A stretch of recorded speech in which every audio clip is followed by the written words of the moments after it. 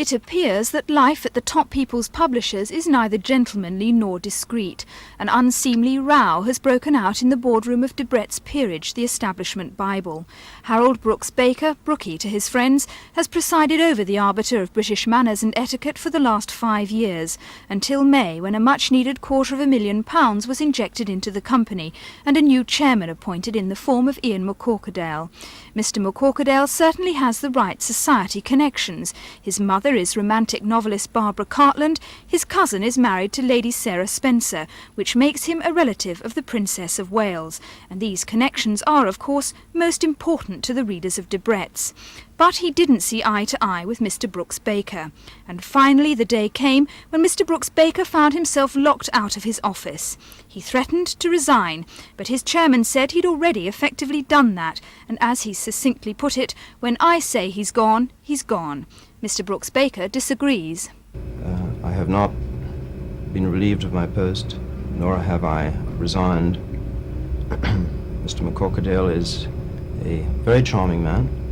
I'm certain he realizes what the rights of the writers are. I'm certain he realizes what the law of the land is.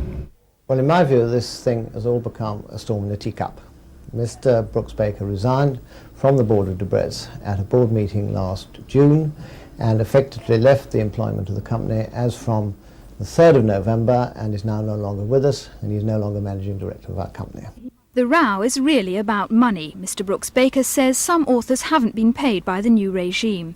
I spoke to the author of the English Gentleman series, Douglas Sutherland, at his Edinburgh home today, and he told me that Debrett's owed him literally thousands of pounds.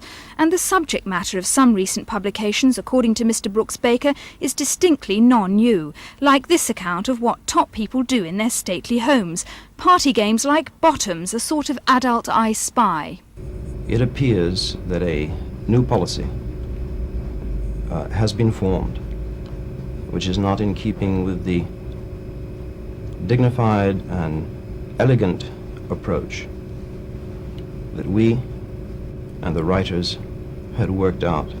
Debrett's has a new and exciting and rather adventurous program in publishing books, and we have published some books lately which are not the normal sort of Debrett type books, which have sold very well and are interesting and has considerably broadened our scope in the publishing world.